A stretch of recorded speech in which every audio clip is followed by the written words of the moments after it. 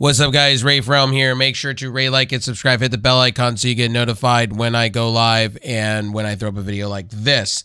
Now, I just want to make this clear. This is purely my own opinion. This is also going to be on my Rafe Nation podcast channel on Spotify when I get done uploading this video to YouTube and so on. Make sure to check out everything to do with me on all social media.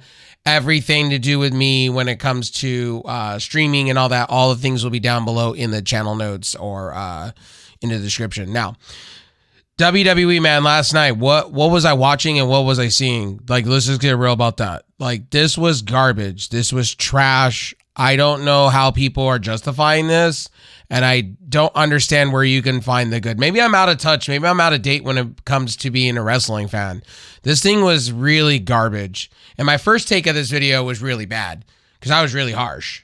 And I just really got to just be really honest with you guys and people out there. Like, this stuff was bad. Odyssey Jones going to Raw, to Jinder Mahal, to like just all this garbage. Like, night 2 was garbage. Outside of maybe Bischoff, maybe Booker T and Sharmell, this stuff was just bad. Like, this was purely insulting my intelligence. I don't think Triple H knows how to book. I really, really don't. I just don't see it. Everybody says he's this great booker. He's behind Tony Khan. I think Tony Khan's a step above. I think Tony Khan's a step above Vince. I think he's a step above Triple H. I've said this all along. That's why he's got Booker of the Year. Triple H don't. Triple H never had Booker of the Year ever, outside of when he ran maybe NXT for a period and then got fired, and then now it's Shawn Michaels and all this. It's just WWE is not the same. And it's so bad to the point to where I'm sitting here and more ranting and raving and being pissed off than actually being a fan of the product. And that's a problem. And it's not just me feeling that way. There's a lot of people feeling that way. I just feel like they just rush everything. They do fuck all. They don't give the fans what they want anymore. It's just, they just put fuck all out there and people just love it. And that's just the way it is. The casual fan just goes, oh, hey, I'm back into watching wrestling and WWE's the way it is. And, you know, it's just WWE being WWE.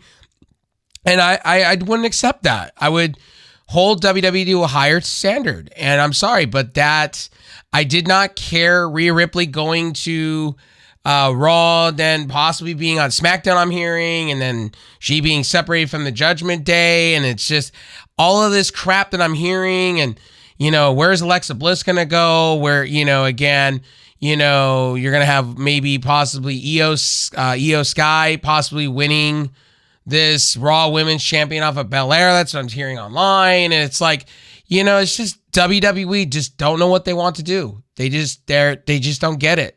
They're out of date. They're out of touch.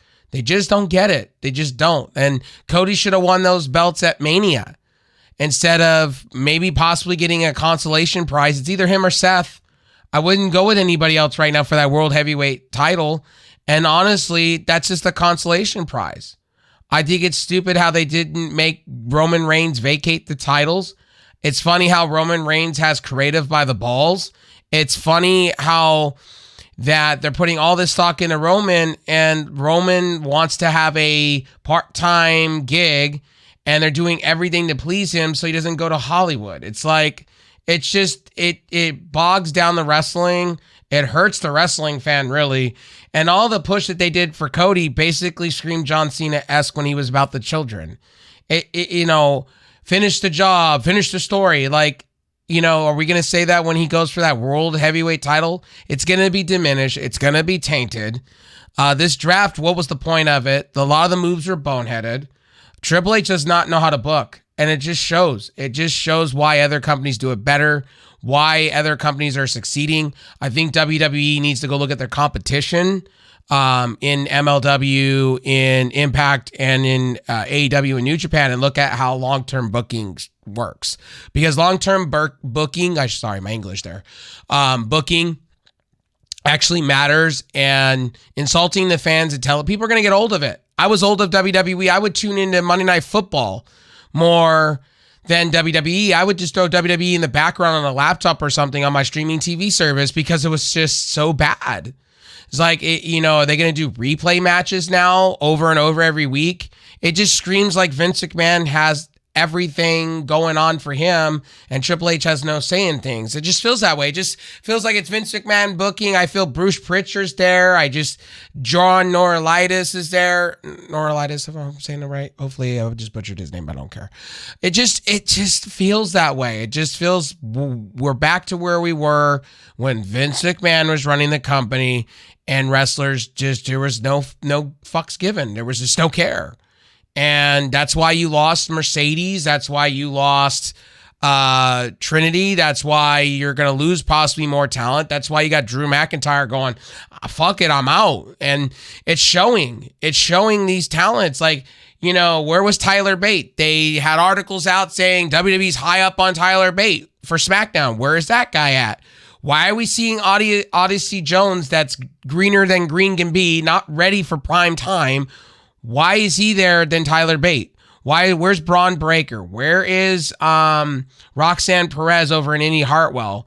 Like, it just makes no sense. And are we stripping these people of these titles so they can go up the pike? It just makes no sense to me. Like these NXT cops who were supposed to be fire picks, and then they tried to pull this whole, like, we're doing the NFL draft. So I'm not trying to shit on WWE. I want them to do better. I want all industries to do better. The gaming industry sucks right now. The computer industry sucks right now. The phone industry kind of sucks. There's no innovation in anything anymore. And I just feel like they just put fuck all there to please the shareholders and please the people that are stockholders and don't give you quality service. You go to a WWE event. I haven't been to a WWE event in years. Why? I'll tell you why. Why I have not and why I go to indie promotions, because you get a fan service when you go to the indie promotions. You don't when it comes to WWE. You don't. The wrestling is shitty. Why am I going to spend $90 to hundreds of dollars on merchandise and tickets and food and all that if I'm not getting what I want, which is good quality wrestling? WWE is a shit product right now. And I don't know what people are not seeing about it. It shows on night 1 of the draft and night 2 of the draft. It is a letdown. It's a disappointment. It's a dumpster fire. And I will keep talking like this until WWE does something to go, wow, this is great. They haven't done it since last year. They had a good run, a 4-month stretch where I was like, damn, Triple H reminding me of NXT Triple H where he's booking good shit. And then when we got rumblings of the sale of WWE and Endeavor, I started watching, and WWE being sold, I watched the product kind of go downhill back to where it was before Triple H took over. Triple H is just a walking, talking puppet at this point. And this is why I praise AEW every week for doing consistent stuff. This is why I praise MLW, Impact Wrestling, and things like that. It's just at the end of the day, these companies, man, I just don't understand it. I just don't understand WWE. They just put fuck all out there, and people lap it up for breakfast, lunch, and dinner, and people think this shit is great when it's not. It's awful. It's in the toilet bowl. And I'm going to keep saying WWE is putting bad product out until I see something that WWE does that I got to go, wow, that was great, memorable. Until I see that, I'm just going to be a critic, and I'm just going to say long-term booking, long-term answers. Like, they're just not giving it to you. It's not the same. And I feel like we went backwards in a matter of a year. We're back to where Vince McMahon was booking, and there's more litigation on WWE now with Vince McMahon. There's more lawsuits happening, and just WWE trips over themselves. They go 10 steps forward, 10 steps back, and a lot of fans just don't want to see that.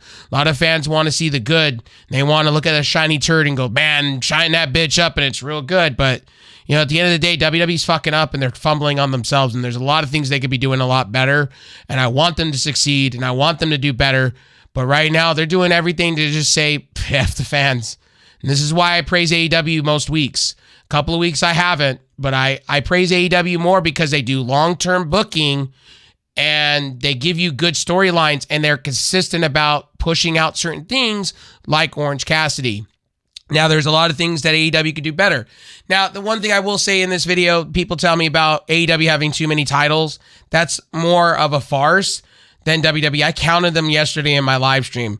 AEW has maybe like 7 or 8 main titles for AEW, and then WWE has more like 10 or 15. And they're talking about bringing more back from the grave. So, you know, at the end of the day, if they bring back that 24/7 title, if they bring that back, I'm telling you right now, Vince is running the show. Night 2 of, outside of maybe Eric Bischoff, which I thought, you know, why?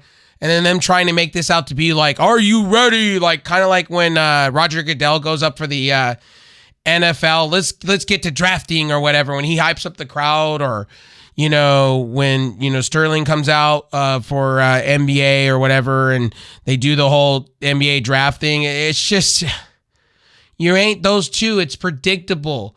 Give us a reason to fall in love with the draft. If you're going to make the draft, and also too, what I didn't like is Vince, or whatever, Triple H or Vince, whoever's booking it, literally went against what they were talking about. They said there's not going to be tweeners, there's not going to be, you know, people going between products, but we are having a free agency draft and people can go between products. It's like, gross. You're going against the words that you have said to Bust It Open and other places, Triple H. Triple H, be consistent, please. I would give you Booker of the Year if you would just go back to what you were doing with NXT Black and Gold. NXT Black and Gold, here's the thing, what was great about it was, and yes, I'm going to hear from some of you, oh, you're living in the past. Hey, we're in the future, and the future is great. No, it's not. If you go back to the past, Triple H was consistently booking storylines that mattered. He gave you a beginning, middle, and end. Go watch Sasha Banks and Bayley. Go watch Johnny Gargano and DIY, and go watch some of those Triple H in his element. If Triple H was given all of this, right, you wouldn't have what you have right now. And I think Triple H and I think Vince McMahon's in his ear. I don't think Triple H has very much to do with the product. I think he's just there being a talking piece. I think he's just giving stuff, and he just puts his hand on the dotted line.